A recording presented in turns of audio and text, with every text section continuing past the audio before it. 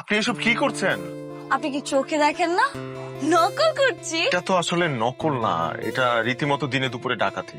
আচ্ছা, এভাবেও নকল করা সম্ভব? কেন সম্ভব না? আচ্ছা, একটা কাজ সফলভাবে সম্পূর্ণ করতে কি কি লাগে? পরিশ্রম, সততা আর অধ্যবসায়। আলহামদুলিল্লাহ আমার মধ্যে এই তিনটা জিনিসই আছে। নকল তো একটা আর্ট। হোয়াট?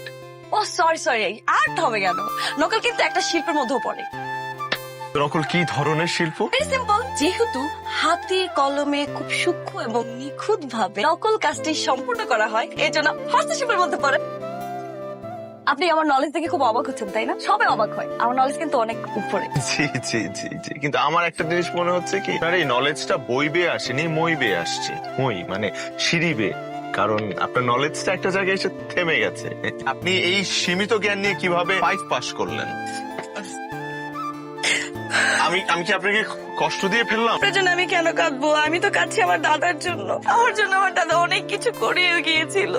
আপনি জানেন, আমি স্কুল লাইফে সমস্ত সাবজেক্টে ফেল করতাম।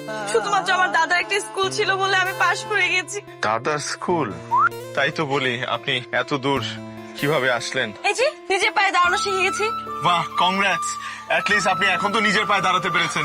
আসলে নিজের পায়ে না দাঁড়ালে তো আমি ভালোভাবে নকল করা শিখতাম না। আপনি জানেন, শুধু দাদার হেল্প লাগে না, আমার কোনো ফ্রেন্ডেরও হেল্প লাগে না। আমি জাস্ট নিজের মতো নকল করে নিয়ে আসি, নিখুঁত ভাবে আমি পরীক্ষার মধ্যে পাশ করে যাই। কয়েকটা করতে লাগে, তারপর আমার পড়াশোনা শেষ। মাশাআল্লাহ মাশাআল্লাহ, হোয়াট আ ক্রিয়েটিভিটি। আপনি নিশ্চয়ই মাস্টার্সে আটকে গেছেন, কোনো সমস্যা নাই।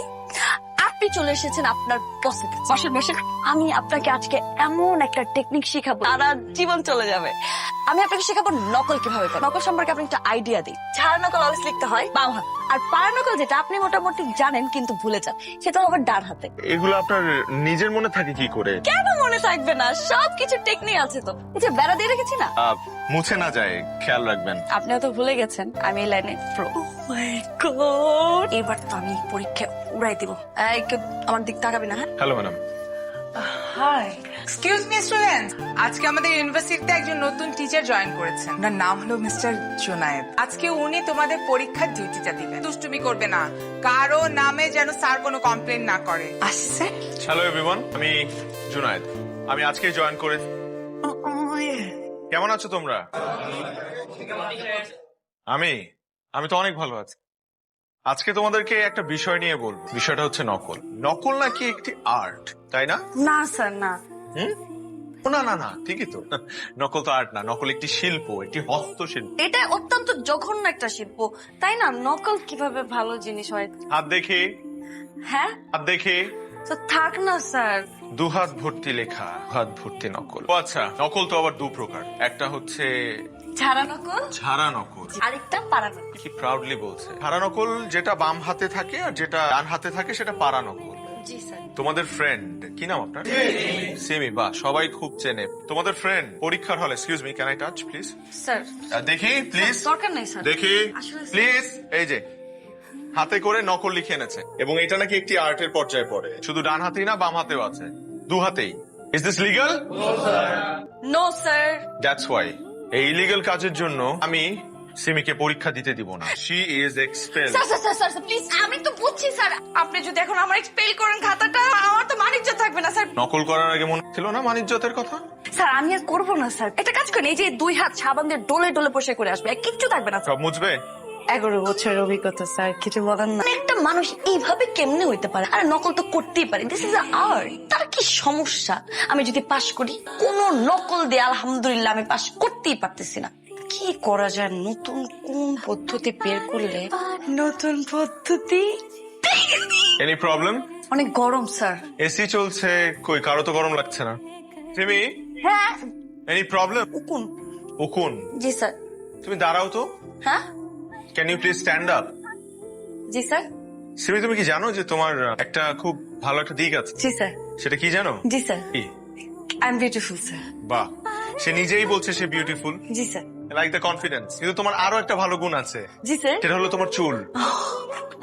তোমার চুলগুলো খুব সুন্দর, রেশমি সুতোর মতো। Thank you. আমি বলছিলাম চুলের অনেক টেক কেয়ার করা হয়। হ্যাঁ স্যার, অনেক টেক কেয়ার করি। If you don't mind, can I touch your hair? না স্যার, দরকার নেই স্যার। কি দরকার স্যার? এখন চুল ধরে স্যার চুলের শেপ নষ্ট হয়ে যাবে। তুমি চুল না খুললে আমার চেহারা শেপ নষ্ট হয়ে যাবে। খুলে যাবে না? চুলটা যদি খুলে যায় তাহলে তো লিখতে অসুবিধা হবে স্যার। তোমার ক্লিপটা আমাকে দাও, হ্যাঁ স্যার। অথবা আমার খাতাটা দাও। না স্যার দিচ্ছি স্যার। একটাই স্যার। বাকিগুলো দাও, হ্যাঁ বাকিগুলো দাও। স্টুডেন্টস, এই হচ্ছে তোমাদের ফ্রেন্ড, কি নাম? সিমি। তার চুল থেকে ঝরঝর করে নকল বের হচ্ছে। আরেকটা পড়েছে? ও আরেকটা পড়েছে। তাহলে আমার তাকে কি করা উচিত? এক্সপেল করা উচিত, right? Simi, you are expelled. কেন স্যার? কেন স্যার? আমি তো দিয়ে দিলাম স্যার। আমার 11 বছরের ক্যারিয়ারে স্যার এক্সপেল করার অভিজ্ঞতা নাই স্যার। এক্সপ্লেন করেন না স্যার। লজ্জা করে না এটা বলতে? এত প্রাউডলি বলছো। আর করবো না স্যার। কান ধরো। এই যে স্যার, কান ধরলাম। সবার সামনে কান ধরে প্রমিস করো। সবার সামনে আমি কথা দিচ্ছি। তুমি ইলেকশনে দাঁড়াওনি, তুমি হাত নামিয়ে কথা বলো। সরি স্যার, আমি কথা দিচ্ছি আমি কোনোদিন নকল করবো না। This is the last time, final warning. কিন্তু এত ইজিলি আমি আসলে সিমিকে ছেড়ে দিতে পারছি না। আমার মনে হয় তুমি সেম কাজটা আরেকবার করবে। করবো না স্যার, বললাম না সবার সামনে, আমার তো একটা মানিজ্যতা আছে। Stand up. সব তো দিয়ে দিলাম। তোমাকে আমি এখন একটা পানিশমেন্ট দিব। তোমার মুখে যে নকলটা আছে সেটা তুমি গিলে ফেলবে উইদাউট এনি ওয়াটার, সবার সামনে, রাইট নাও। পানি ছাড়া কিভাবে? পানি ছাড়াই গিলতে হবে, এটাই তোমার শাস্তি। গিলেছো? Very good. আমার ক্লাসে কেউ কখনো চিট করলে আমি তাকে এক্সপেল করে দেই, understand? You guys continue exam.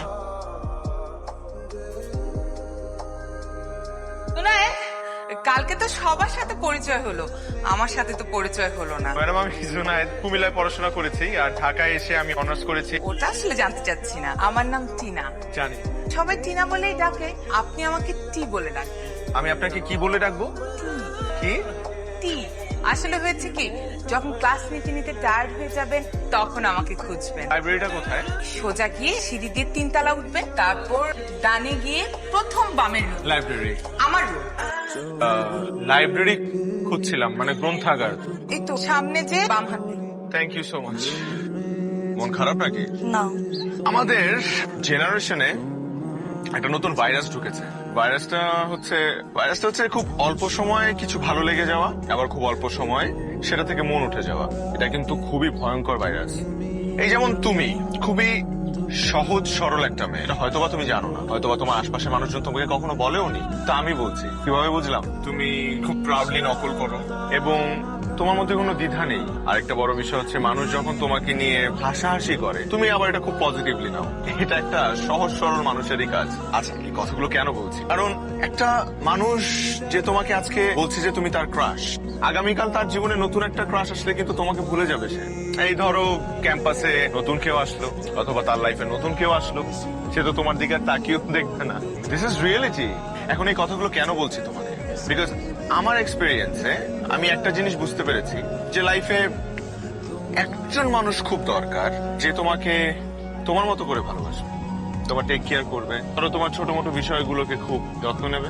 এই হাজারটা মানুষের মধ্যে তোমার তাকে খুঁজে বের করতে হবে। আর তুমি যদি সেই মানুষটাকে খুঁজে বের করতে পারো, তাহলে তুমি বাকিটা জীবন সুখে থাকবে আর গরমও কম লাগবে তখন।